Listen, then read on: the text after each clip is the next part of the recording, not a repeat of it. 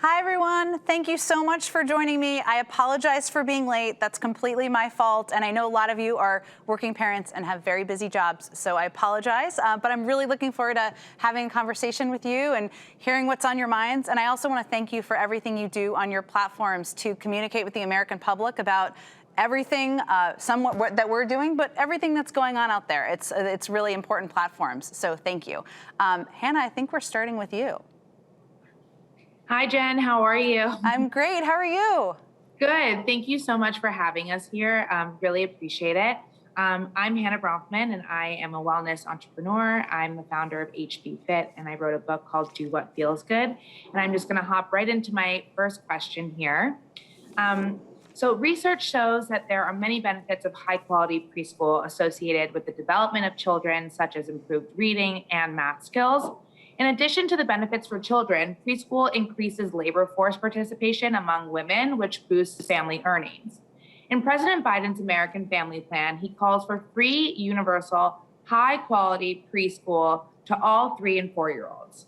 While this universal access to preschool for all families can be beneficial to low-income families, what are the strategies the Biden administration is thinking about implementing that will ensure that lower socioeconomic communities will have access to these resources? Well, Hannah, thank you so much for your question. This is such a hugely important issue. And while I'm excited about a lot of the things we're doing in the Biden-Harris administration, I will say the American Families Plan and a lot of the potential benefits for childcare, for early childhood education, as you mentioned, are very close to my heart, and I'm very excited about. And just to add to what the important point you just made, statistics show that kids who go to preschool, universal preschool as opposed to daycare, are more than 50% more likely to go to graduate from high school. And if that doesn't tell you how important this is to invest in, I don't know what does. But your childcare question is a really important one because, as you know, and I know, a lot of families need wraparound care, right? They want to send their kids to universal preschool, but they also may need childcare after that. Or maybe they have kids who aren't 3 or 4, as you said, and they still don't have enough money to make ends meet. So what's proposed in the President's American Families Plan is that for families making up to 1.5% of the state median income, they will pay no more than 7% of their income for all children under 5 for childcare. That's what's proposed. It's something that we know, as you said, Hannah, which is such an important point, to get more women in the workforce, to ensure we have a more diverse workforce, we need to make childcare easier and more affordable. So that's definitely a key component of the plan. Love that. Thank you for that answer, Jen. And I'm a new mom, and I know that you are a mom of 2 young children, and you're a total boss lady. So are you. How old is your son? 6 months. 6 months. Oh my goodness. Are you sleeping at all? Miraculously, I am. Wow. He's a very good You have a sleeper. Miracle baby. You have a miracle baby. So I've heard. So I kind of just want to ask you, you're in an extreme, high stress position, but you do it with such grace. So I just wanted to ask, if you have any sort of work balance tips that you can kind of share with, the new mom community. Sure. Well, first I would say, and I've learned this over time, not that I'm an expert, but I have a 5.5-year-old, or she would say 5 3/4 or something like that, and a 3-year-old. And what I've learned over time is to be gentle with myself, to give myself space, and not to allow myself to be judged by what the expectations are of others. And when I took this job, one of the things that I was very mindful of, and I'm sure this is a challenge for you as you're dealing with your busy life and having a child, is how do I get that quality time with them? And I'm not going to be home at 5 o'clock or 5:15, so I'm not going to have that time where you're reading books and you're getting ready for dinner. And I just realized I had to make my own path for it. And I spend time with my kids. My daughter is like a self-designated early riser, so sometimes she's up in my room at 5:30 in the morning or 5:45 in the morning.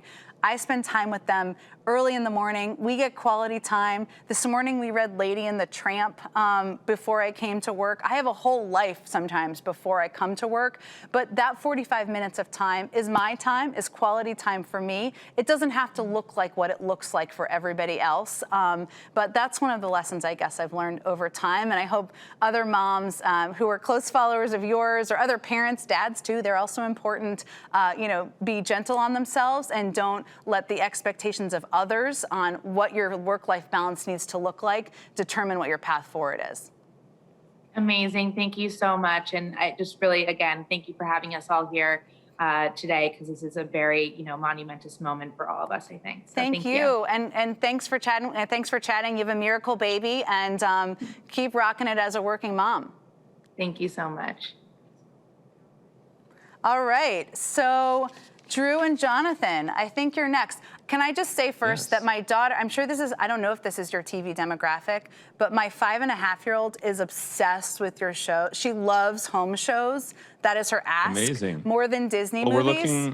We're looking for a property sister, so if she's handy and she can swing a sledgehammer, great. She's in. Yeah, she's in. She gives lots of critiques, just points of view. So great to meet you. Great to meet you. Yeah, and I just want to say as well, huge opportunity for us as well to talk to you about what the families we work with are looking for. We've renovated over 470 homes with our shows, helped 470 families. So we've really, over the years, learned what's important to families, and so this is a great way to discuss that. Yeah, Absolutely. and also for years, we've worked with Habitat for Humanity building safe and affordable housing in the U.S. and around the world so that everyone has a decent place to live. So my question focuses on how this administration is working on the housing challenge. So throughout the pandemic, we were told that staying in our homes was the first line of defense to keep our families and communities safe and healthy. But what about those who didn't have safe or decent housing or were in overcrowded living spaces? What is this administration, what have you learned through the pandemic about the importance of housing and what can be done to support it? It's been a huge issue during the pandemic, as you both well know, given all of the important work that you do. And, there's a number of steps we've taken as an administration.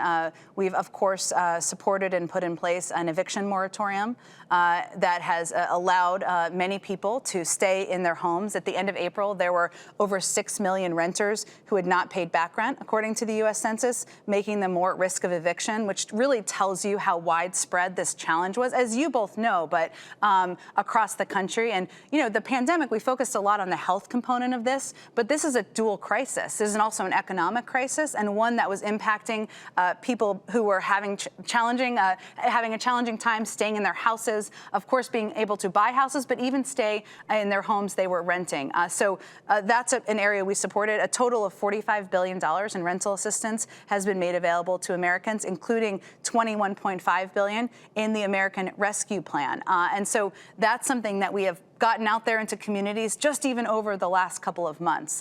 But what you also know is that, we also need to think about how we are addressing additional challenges like supply chain issues. And that's one of the areas we've been focused on because, as you all know, there are shortages of lumber and construction tools, and that's impacting the number of new homes that communities are able to build, which is impacting the prices of homes that have been around for a while. So we also have a supply chain review that's been underway, and we want to use many levers in the federal government to help address those shortages and see what we can do to address it. And then the third thing I would say is we really want to think about the opportunity we have moving forward to invest in industries, invest in retrofitting homes, invest in ways that we can kind of modernize how we think about construction and housing opportunities in the future. So it's definitely on our minds, and making sure we are enabling families to put food on the table, to stay in their homes during this still difficult time. Good jobs numbers, still 7 million people are out of work, is very front and center for the president and this entire administration. Mm-hmm. Amazing, thank you. I guess I'll jump in with my little mini separate bio for myself. I'm Jonathan. I'm the better looking property brother. Clearly, I can confirm that. Everyone else says it. I'm out. Last year we put a documentary out on PBS, and it was really a 3-year deep dive in my life into the secret war that was being waged against the renewable energy industry by fossil fuel utilities. And it was mind blowing to me, and I'm in the home space, to learn about a lot of this stuff. And so some of that research that came back is sort of directing the question I have for you. According to Rewiring America, which is a nonprofit I'm a part of that's committed to electrifying the economy as a path to addressing the climate crisis, there are at least 65 million homes that would save about a little over $27 billion on their energy bills every single year if we leveled the cost between efficient electric, space, and water heaters in comparison to the appliances they replace. Our households are responsible for 42% of our energy-related emissions. So the only way to hit the president's climate targets would be to electrify every home in America. My audience, I know, like, it's very important to them to save money on their bills, and if they can help the planet along the way, all the better. So my question is, how will the American Jobs Plan catalyze the market so that we can make these electric appliances the least expensive and the most convenient alternative at the time of replacement? Well, I love this question. I love every question, but I love this question because, people shorthand the American Jobs Plan as an infrastructure plan, and it absolutely is. But it is also a green jobs plan and a plan that will help our climate, that will put millions of people back to work, and also make homes more energy efficient for so many families, saving costs for them. There's a win-win-win-win-win there. There's so many benefits. So I would say what the president's proposed in the American Jobs Plan is funding to build, rehabilitate, and retrofit more than 2 million homes across the country. That includes an effort that will create new domestic manufacturing opportunities for electric heating and cooling technology that you referenced, help making those appliances more efficient as you're building more homes and as others around the country are building more homes. And it's so exciting because it's multiple benefits, right? These homes are going to cost less because they'll be more efficient. People will be able to spend less money on it. It's better for the environment, for Mother Earth, as my daughter and I call it. It's a lot of benefits. I will also tell you, though, there's another piece that our Department of Energy is working on, the Advanced Water Heating Initiative, which is launching. This initiative is going to increase the use of high-efficiency grid-connected heat pump water heaters in residential and commercial buildings, which are 2 to 4 times, as I'm sure you know, more efficient than conventional water heaters. So we're getting that initiative going, even as we're working to get this funding to retrofit 2 million homes, because this is a huge priority to this administration. And I think that's the exciting thing too, because we're in a time where, what I've seen, the technology is now here. It's not an either-or situation. It's good for jobs, good for investment, good for the economy. So you can't pretend it's not good for jobs and everything. So thank you so much. Yeah. Absolutely not. It absolutely is. Rebuilding lead pipes so kids have clean drinking water, that creates jobs. Making sure our infrastructure is weatherized, that creates jobs. And we can do it in a way that's beneficial to everyone. Thank you so much. It's very nice to meet you both. All right, let's see here. And say hi to your daughter, by the way. Tell her she'll be very excited. She'll be very excited. Okay, so Amelie, I think you're next. Oh yes, you're next on the screen. Very nice to meet you. Me too. My name's Amelie Zilber. I just finished my freshman year at Georgetown University, so I'm very, very, very honored to be here. I use my platform. Hoyas. Yes, go Hoyas. I use my platform mainly to spread awareness about social justice issues and to inform young people in specific about domestic and international current affairs. So again, what an honor. Thank you so much. I'm so very grateful. Just going to jump straight into my question. Please do. The American Families Plan includes an initiative granting everyone 2 free years of college. However, a significant of working class American families suffer from broader problems beyond that of just having the resources to access affordable education. They work on week-to-week paychecks and simply cannot afford the time off to attend college. So how will the American Families Plan accommodate families to help them escape structural poverty? Such a great question. Well, first, the American Families Plan is a key component of it for a number of reasons. One is that it's going to invest $109 billion, as you said, into the economy, or that's what we're proposing, to help make community college free for so many people around the country who wouldn't otherwise have that opportunity. But we also know that some people who might be taking the opportunity to go back to college, my mom didn't go to college until after I was born, and she was, I think, she must have been in her 30s. She was in her 30s. Some people have kids when they go back to college, and we need to plan for that too. That's also why there's an opportunity in the American Families Plan, or there's funding that we're proposing, I should say, to help make childcare more affordable and more accessible for so many families across the country, because we know that that can be a huge factor that's preventing sometimes moms or working moms from being able to take those college classes, whether they're at night or on the weekends or whenever they may be convenient. But I think we are really trying to through this proposal, but also through all of our initiatives, Amelie, make investing in education something that's from the start, right? This community college initiative will help people now, but what we've seen through statistics is that people who attend universal pre-K, who attend preschool as opposed to daycare, they're much more likely to graduate from high school and want to go to college. So this is also something we want to invest in from the beginning and make kids from an early age believe that this can be a part of their future and it's not out of reach. I love that. It's building from the ground up. What a beautiful answer. Better said. Thank you. Thank you. It was great. Congratulations. I can't believe you're a college freshman. Very impressive, everything you're doing. And thanks for using your platform to talk about all these issues. My sister also went to Georgetown, too. So that's how I know about the Hoya piece. Go Hoyas. Thank you. OK, let's see. Curly, you're next. Hi there. Oh, I can't hear you. Make sure you're not on mute. OK. I literally was like, woohoo! Hello. Oh, see? Woohoo. All right. Good. My name is Curly Velasquez. I'm from Los Angeles. I'm part of BuzzFeed's Latinx vertical called Pero Like. I actually started in the kitchen and worked my way up into this channel. Wow. I come from a Salvadorian family that came over undocumented in the 80s, and it's actually something that I'm super, super, super proud of. So I was really happy to see that Dreamers were included in the American Families Plan. It's something that I really hold close to me.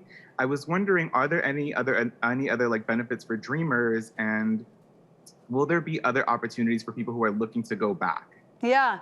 Well, one, this is such an important question. I'm just going to repeat what you conveyed just to give everybody all the information. So the American Families Plan, which the president has proposed and we want to get through Congress, includes 2 years of free community college. We've talked about that a little bit, but that's going to apply to Dreamers as well. So that's an important component everybody should know. The other piece that's in the American Families Plan, because we know cost can be an issue even as you continue into college, right? As maybe you move past community college, is an increase in Pell Grant awards. We know there needs to be more funding for people to be able to afford to continue their education.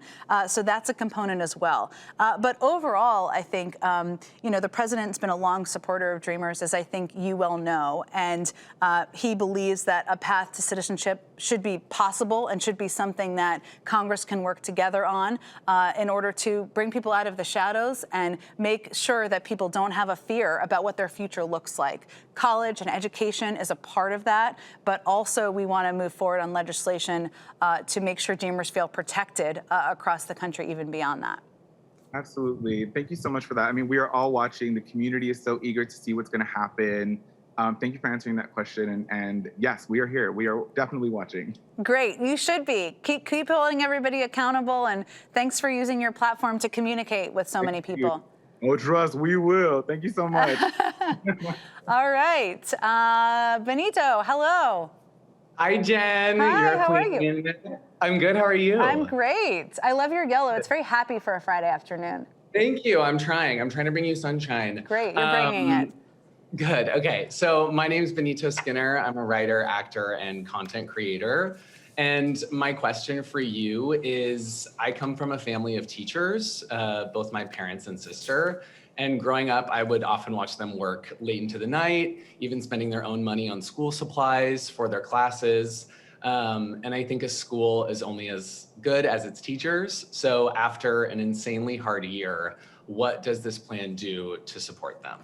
Well, first, thank you to your family. You said your mother and your sister?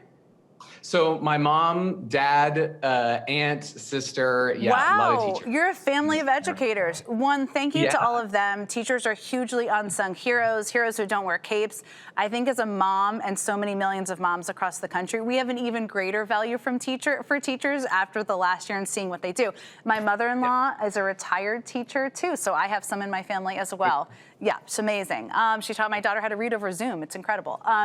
One, I would say first, teachers need more funding, and they need more funding so that they don't have to do exactly what you said, and we need to incentivize getting people into teaching. You have a family of teachers, but we want it to be an industry and a career path that people are excited about. They're shaping future generations and young people who will be leaders in our country moving forward. And the American Families Plan, which we're working to move forward, invests $9 billion dollars in teachers. And that could cover things like reducing the cost of education for people who want to become teachers, making that pathway easier, helping current teachers get additional certifications in high demand areas, paying teachers for taking on additional leadership roles in the school, like mentoring new teachers. And it's also funding to help recruit, develop, and retain more teachers of color who can have a particularly impactful role on communities out there. We want to invest in teachers and teaching. We want them to feel as valued as they should feel out there. And just thank you again to you and your family and all the incredible role they've played in shaping so many minds. Oh, amazing. Thank you so much. And shout out all teachers. We're obsessed. We love teachers, love teachers. Yes. I have one more question. Sure. It's not as serious, but I know you were at the inauguration. I need to know if you came in contact with Lady Gaga. I wish I did. I will tell you, and this is like not a very fancy story, but during Lady Gaga's performance, I was actually on a bus coming to the White House because we had to come and work that day. So, and I did a briefing on the first day, so I had to come to work and get ready for the briefing. So I was on a bus. I did tell you, I will tell you, my children love Lady Gaga. I love Lady Gaga. I love the documentary. I just, like, we could keep talking Lady Gaga, but, and we blast Bad Romance in the car sometimes. But I was in the car, I mean, not in the car, I was in a bus with some colleagues. We did all put it up on our phones so we could kind of hear and play. She was amazing. So no, I wish I had a Lady Gaga story for you. One day. It's the dream right there. We'll bring her back to the White House. Yeah. I love it. She's an open invitation. Okay, perfect. Can't Great wait. I'll talking text with her. you. Thank you so much for everything you do and for lifting up all these important issues. Hi, Jordan. Hey there, how are you, Jen? Great. Thanks for doing this and for taking the time. And I'm going to keep apologizing for being late. I know you guys are busy people. No sweat, I appreciate it. Well, first off, condolences on missing out on Lady Gaga. I'm so sorry about that. I'm going to keep the dream alive, and Benita will Please come do. with. Or no, it wasn't. Who just asked? I'm sorry, it wasn't Benita. Who was? Oh, yes, it was. Right? Who was excited was about that? Benny. Yes, he's coming. He's coming. Benny's coming. That's right. Okay, and first off, I just want to say thank you so much for being a part of this conversation. I think it's a really innovative approach, and I think it's a really important conversation. So thanks so much. I'm Jordan Stratton. I'm with The Dad. We're a media brand and community of parents specifically about celebrating modern fatherhood and everything that it looks like. So obviously this is right up our alley talking about this American Family Plan and the Jobs Plan. And there are obviously a lot of great things in both of them. But my big question is, who's going to pay for it? Like, are you saving me a few $100s a month only for me to pay a few $1,000s in taxes at the end of the year? Are you a CEO of a major corporation? You're not, right? Not yet. Not yet. You may be in the future. If you are one day, I wish you luck in doing that, but then you may have to pay more in taxes. But what I will tell you is that President's proposed a way to pay for these proposals. His bottom line is no American making less than $400,000 a year will pay a penny more in taxes. And that's actually why he's been opposed to some of the proposals that have been out there, like taxing user fees or gas mileage. That would be a tax on dads, right? And working parents and people who are just trying to make ends meet. So what he's proposed is raising the corporate rate, I should say, back to what it was in the first year of the George W. Bush administration, having individual Americans, highest income earners, the top 1%, pay a little bit more to pay for his range of proposals. He's also proposed the IRS having the ability to make sure people are paying their taxes. That actually could raise a bunch of money.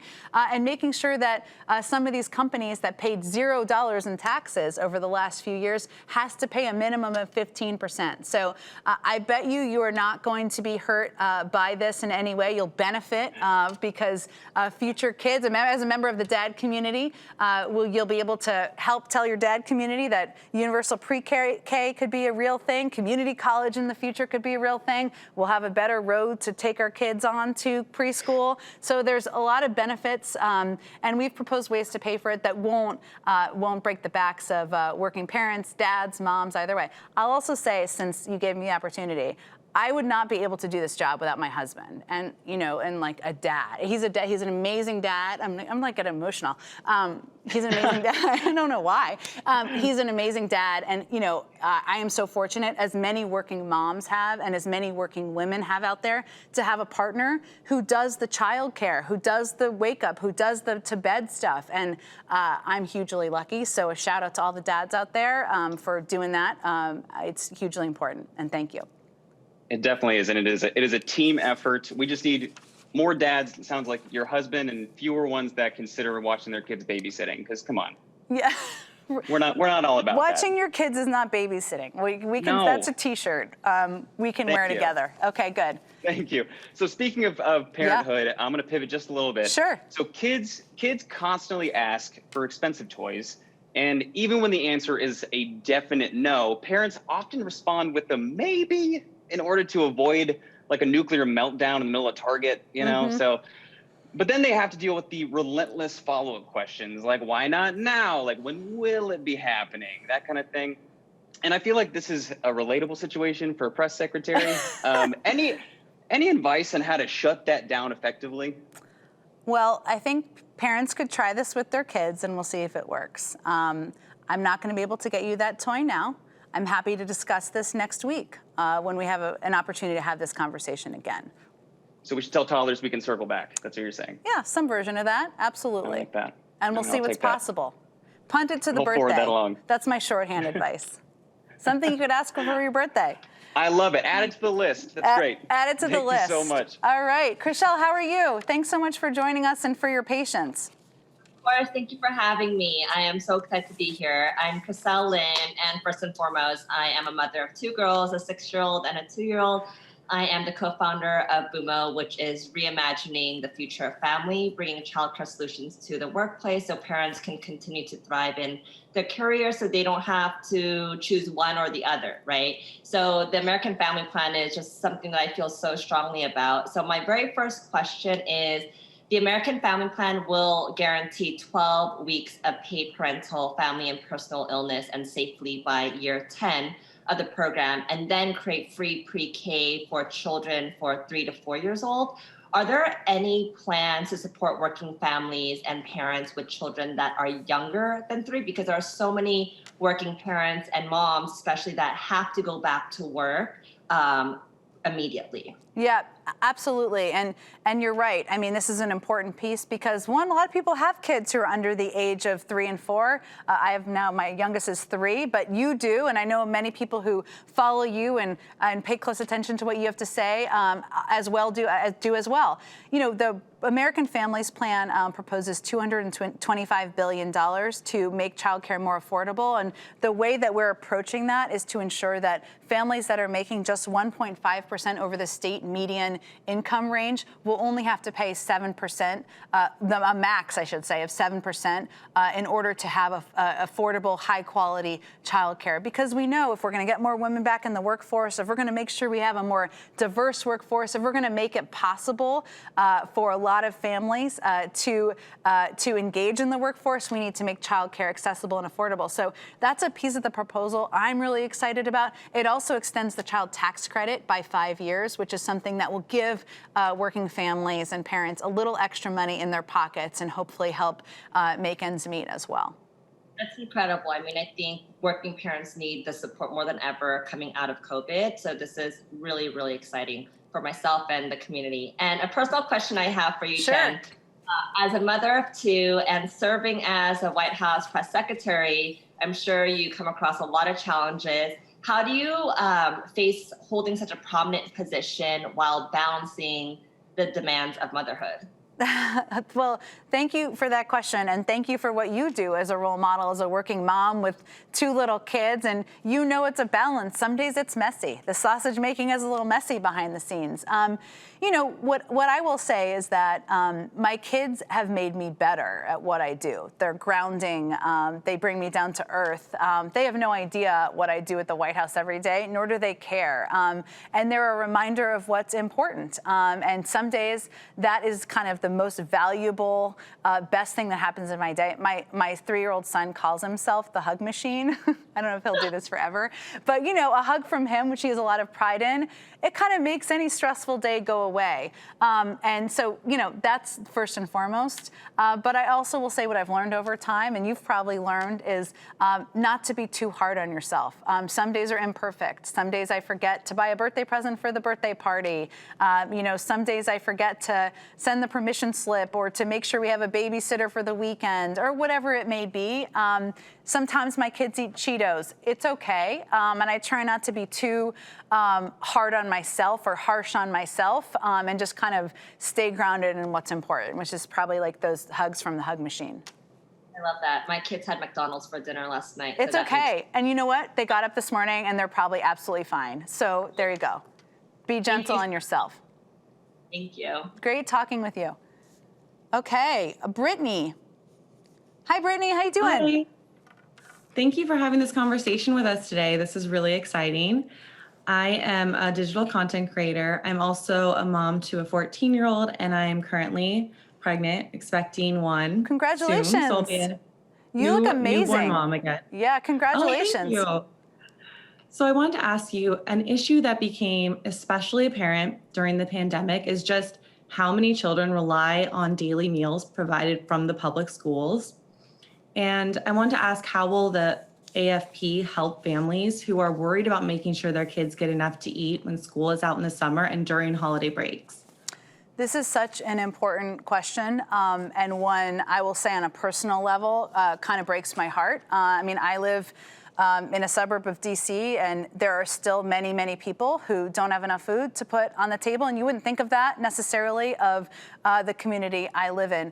I will tell you that one of the first things we did in passing the American Rescue Plan is we sent out checks to tens of millions of Americans, and what we saw the impact of just that alone is we're going to cut child poverty in half by the end of the year. That will have a huge impact. But we need to do more than that, and one of the things we've proposed in the American Families Plan, and so there's more that's actually going out in terms of debit cards to families and kids around the country that will go out over the summer. Because as you know from talking about this issue, one of the challenges is also, as you said, when kids are not in school and they don't have those free meals and free lunches. So debit cards are going to be going out thanks to some of the plans we've already passed to kids this summer. But the American Families Plan also proposes additional funding to ensure that we're helping these kids, get those meals, help families ensure families can make ends meet, and ensure that the nutritional value that they get from these benefits from schools is fully funded in the schools, but they're also getting that additional benefit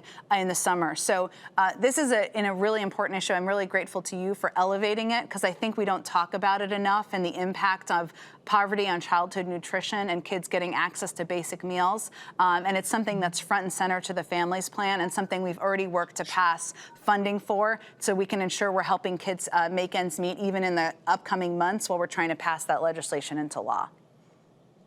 Amazing. Thank you so much. Thank you, Brittany. It was really a pleasure talking to you, and congratulations again. All right, Clea and Joanna, you're so patient. You do amazing work. I want you to come to my house. Everyone does. I don't even know. Thank you for being here and for everything you do.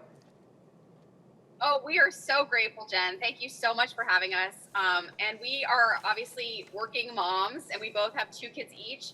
And we just want to say thank you to all the teachers. We could not have the business that we have if it wasn't for teachers. Yeah. No, we certainly could not make anything work without them. And much like our new friend Benito, we had a very similar question about how the American Families Plan helps support teachers, specifically maybe around mentorship or anything else you can maybe elaborate on. Again, very near and dear to our hearts. Yes, absolutely. I could not agree with you more. I think all of us, probably you guys too, have an even greater value for teachers after living through the last year and a half and the role they play and what they've done to teach remotely during the pandemic and make it safe to return to schools. And I even think my daughter's going to kindergarten. God bless these teachers who are going to be welcoming kindergartners in who haven't really been around kids. So I'm going to be forever grateful to teachers. You know, what's interesting, and I've learned a lot about this too, given the impact on schools of the pandemic, is that even before the pandemic, schools needed an estimated 100,000 additional certified teachers. It's an area there's a huge shortage of around the country, and a huge shortage of diversity among teachers as well, which has a huge impact on kids and their futures. So as I think Benito, I think, goes by Benny. I'm not sure. We're going to have to ask him. But, you know, his question, we are proposing to invest $9 billion in teachers. And some of that is paying for certification, paying for schooling, paying for recruitment, paying for supplies. You know, my mother-in-law is a teacher. I've watched her. She's retired now, so she's been able to help my daughter, which is amazing. But I've watched her over the years, you know, grading papers till midnight, getting supplies. We see so many teachers who aren't paid nearly enough doing this out of their own pockets. That shouldn't be the case, but we also need to recruit more teachers and make sure school systems can pay for that. So that's part of what we've proposed. Unsung heroes, all heroes don't wear capes, and teachers are certainly examples of that. They should wear capes every day. They should. Who doesn't want to wear a cape? I want to wear a cape. Right. I would. Yeah. I would too. Quite chic. Bring back capes. You saw Amanda Gorman. You look fabulous. She did. I don't know that everyone can pull off Amanda Gorman's amazing style, but yes. I know. Don't even get me started. If I could pivot just a little bit. Sure. We had the just unbelievable good fortune to interview former President Barack Obama. Oh, yeah. I mean, you know, no big deal. No, we'll never get over it our whole life. But So we did a rapid fire with him, and I want to see if the rapid fire with you could be a possibility. Great. Sure. Let's do it. All right. It's very hard hitting. Okay. Number one, I'm ready. candy or champagne? Depends on the time of day.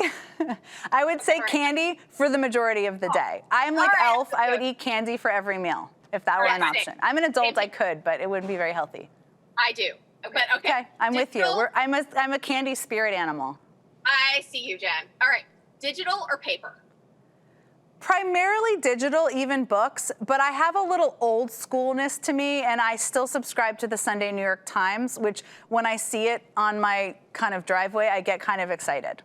And I like older books too. I'm a little of both. Little of both. All right. Next one, queso or guac? Guac. Mm-hmm. Okay. I think that's right. Yeah. We agree on that. Okay. Oh, This is a key rapid fire question. Oh. No, it could make headlines. Who Okay. is more organized, POTUS or FLOTUS? FLOTUS. I don't know why I whispered it. Always is. She is a teacher. Of course she's more organized. I think if the president were sitting here, he would also acknowledge that.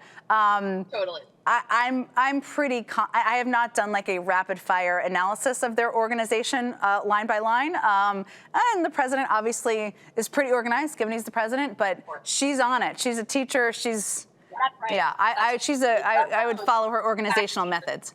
Yeah, we see you. Well, thank you so much for this incredible opportunity. Thank you. It was great talking to you. Thanks for everything you do. Thank you. Well, thank you all so much for joining me, and thanks for everything you do to elevate so many important issues to your audiences. And hopefully we'll do this again, maybe at the White House. We'll have to bring you guys all here sometime. Thank you so much. Yes. Thank you very much. Thank you. Thank you so much.